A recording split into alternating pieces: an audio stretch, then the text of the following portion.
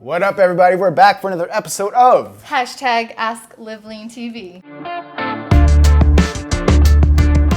Thanks for tuning in, guys, or thanks for listening to the podcast, listeners. We're on episode number, 24. 24. We're rolling along here. Questions are flowing in, so we're going to keep the show It's been 24 going. weeks now. You guys have been bringing us your questions. Without your questions, we would have no content for the show. Yeah. So it's awesome that you guys keep on coming up with original and interesting questions every week. Yeah, and there is a little bit of a backlog, guys, so just be patient. When you ask your question, if we find it, if you use the right hashtag, it's hashtag AskLiveLeanTV. I see a lot of people not using the right hashtag, so make sure you use that hashtag and use it on Twitter is one of the best ways to get to us, or you can put it on Instagram, Facebook, or what's the other one? Snapchat. Twitter, did you say? I said Twitter was the original one.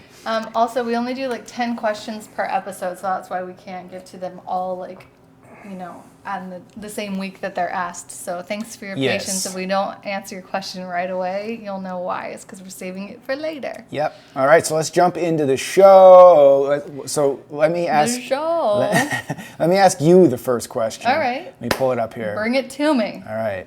Hit me with it. All right, okay, here we go. So we don't know the questions before we just pull them up on our phone. Caro sends them to us. The first one is from Chris Bravo on Twitter. He says, do you have any tips to get rid of excessive sweating?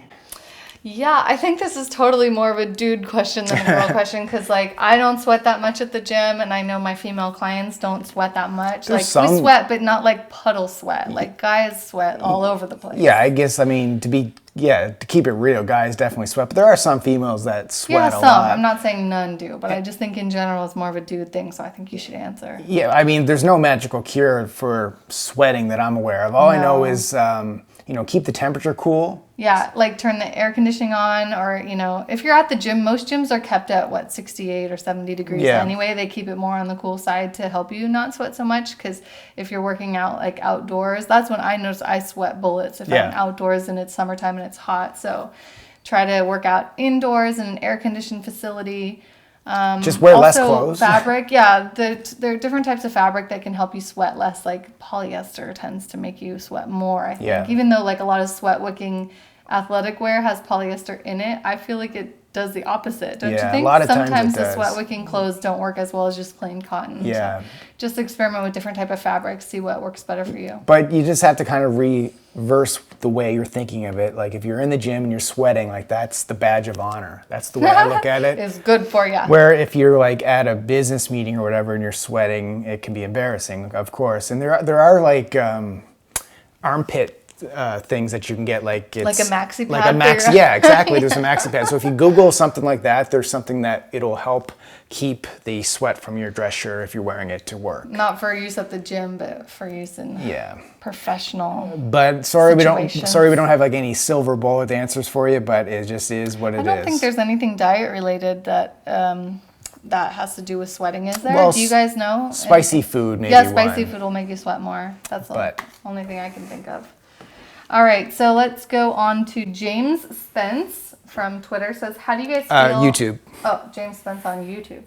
Says, how do you guys feel about using organic grass-fed butter or heavy whipping cream as a healthy fat, like in morning coffee or other cooking? Yeah, honestly, if it's a grass-fed butter and heavy cream. Yeah, go at it. As long as you don't have a lactose intolerance, or you can eat dairy and not get too bloated or too congested or too nasally, then by all means, go at it. But I still use coconut oil. I prefer that. I would consider butter to be, not the healthiest fat, but I think it's a healthy fat, don't you think? If it's grass-fed butter, there's good CLA in there, so it's good healthy fats. But like I said, all the natural types of fats we do consider healthy fat. It's the unnatural, genetically modified man-made trans fat type of stuff that we consider bad fats. Like margarine.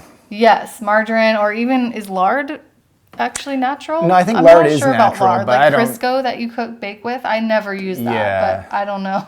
I don't even know what's in it. Like I said, we stick to coconut oil, avocado oil, but grass-fed butter, if you can take it and it has no negative effects on you, by all means, I would keep both of those as an occasional use type thing rather than every day. I don't think that either of those need to be in your everyday diet. Either of what? Heavy cream or butter. Oh, right. I wouldn't use them every day, but occasionally, why not? I would use it every day if I didn't have coconut oil. So that's what I'll say. But Okay. we don't always disagree, or we don't always agree. But Yes. if there was no such thing as coconut oil, and I had the ability to take butter and be cool with it, like feel good on it, then I would do it. I think sometimes it makes food kind of have a good greasy taste, don't you think? It could, yeah. Like butter's delicious, don't get me wrong, in food, but I wouldn't want to cook everything in it. Yeah. Okay. Next question from Snapchat from Dex2Real says, when was the last time you were sick? Oh man. You never get sick. I know, I was going to say for me, it's been years, like actual years since the last time I've been sick. For you, it's been within the last 6 months. No, actually, you were never sick during my pregnancy, so it's been at least a year. Right?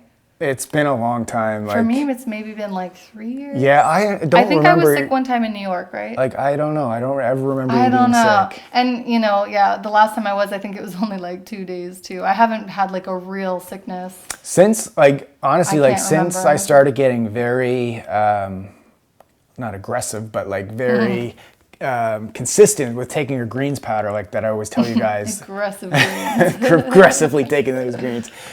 It really has, like I said, I can't remember the last time I was sick. So I'll put that link down below to a greens powder that I use, and it's been it's really helped with the immune system. I think diet has a lot to do with it. Absolutely. Because for me, in the last 3 years, that's what's really changed more. I think, I've just been really consistently eating vegetables and proteins and healthy fats. Like I think before, I was eating somewhat like healthy, but a lot more like processed box type foods. I would live on like protein bars and shakes and stuff. And now just in the last like 3 years, like I said, I've just eaten more like whole, healthy, like real foods, instead of like packaged foods. And I think that's made a big difference. So yeah, that's a good question. I wish I knew the exact date of my last sickness, but I don't remember, which I guess is a good thing. Okay, so Hulk Smash on Snapchat. Does Jess still make you wash your feet before bed? Did I ever do that? I'm sure there's been a couple times. I don't remember doing that. I think, he probably would have seen it on a vlog or a snap or something. Funny. If I did, it was probably only like 2 times, right? I think it was never like a thing. Was it? I know that you wash your feet because your feet are cold, so you put them in hot water. In the winter, I maybe used you to made do me that. do that as well to warm up my feet. Maybe. Yeah, more of a warming thing. But I'm trying to think, did we ever like live in a place where the floor was really dirty and I made you? Don't think so. Yeah, I don't know if it was so much washing as it was like warming up the feet. I don't know. Because in the winter, I cannot sleep if my feet are cold, and probably She's so yours weird. too. Yeah, I used to do all these tricks with like putting a rice bag in the microwave and then putting it down by the feet, and like also soaking my feet in the bathtub. Yeah, I did that like every night in the winter. This is what I put up with, gentlemen. This is what I put up with. Everybody has quirks, and we're not allowed to have that one I'm just quirk. kidding, Dave. I'm just kidding. Not that bad. Okay, next question on YouTube from Eric Kaminsky says, what is your opinion on pre-workout supplements? Do you guys take any? Do you have any recommendations? The only pre-workout supplement I take, and I've been doing this for years, is a coffee. And I know that's not really like a supplement, but it works as well as one because it has caffeine in it, which is like one of the main ingredients in pre-workouts anyway. So that's what I like to use for pre-workout. Yeah. I also throw in a pre-workout supplement here and there. I use my pre from My Protein. We'll put a link down below. That has about 200 milligrams of caffeine per serving, which is very good.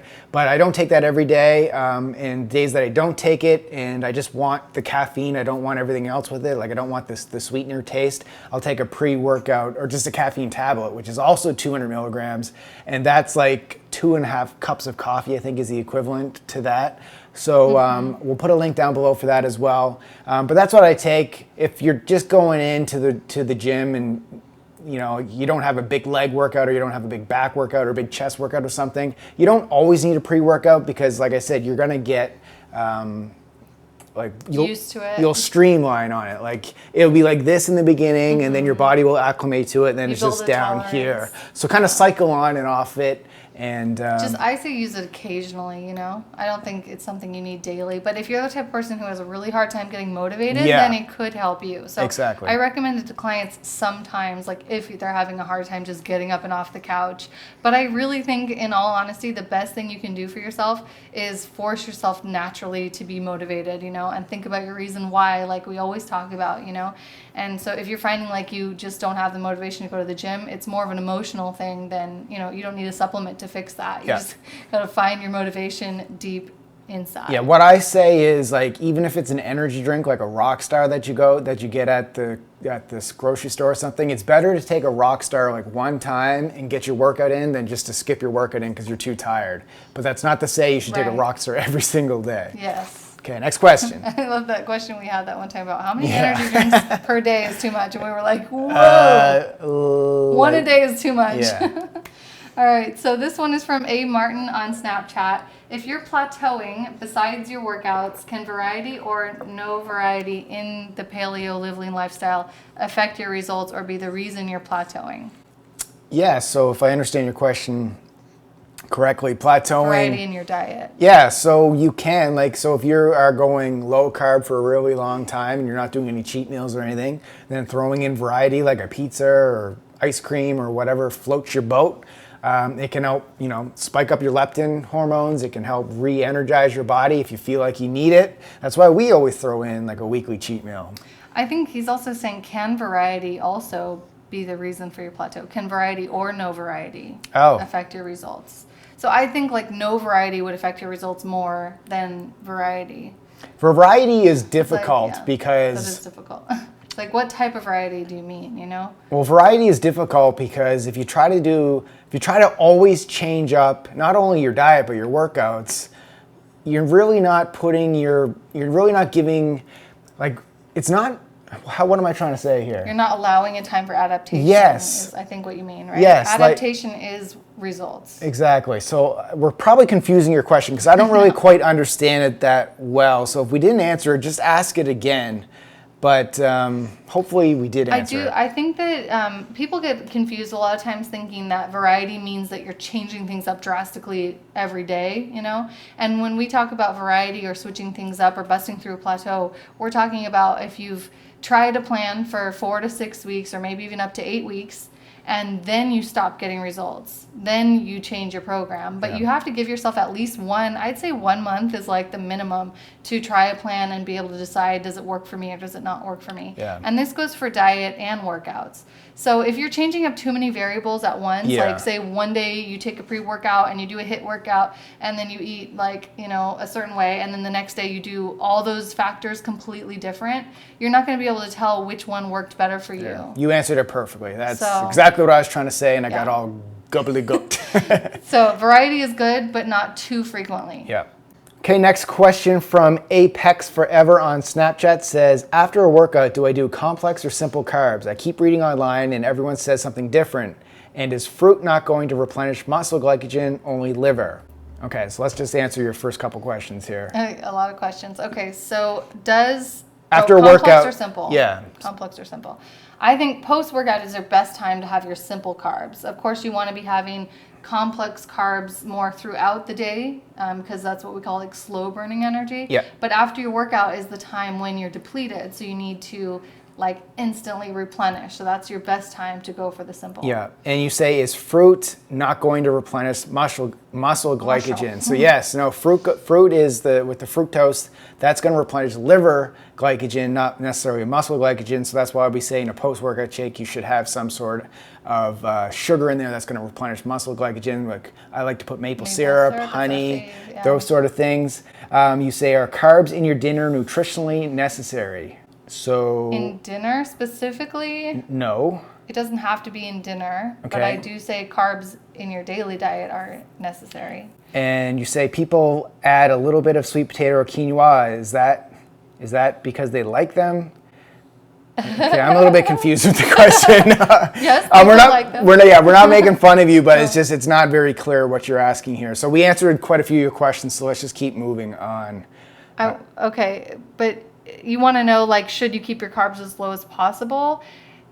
It depends. I think, what would be the best for you is probably to either get a customized meal plan or follow one of the meal plans like from our programs, and then, see how your body responds to a low carb plan for a while, and then start, adjusting your macros and see what works best for you. Yeah, and I think that's what you're asking. Let me just throw this out there, guys. When you're asking questions, just ask us like one question or two questions in your questions that you ask, because it gets too long, it gets confusing. So do us a favor and just kind of keep it, tell us what you need to know and keep it as concise as possible with giving us enough info.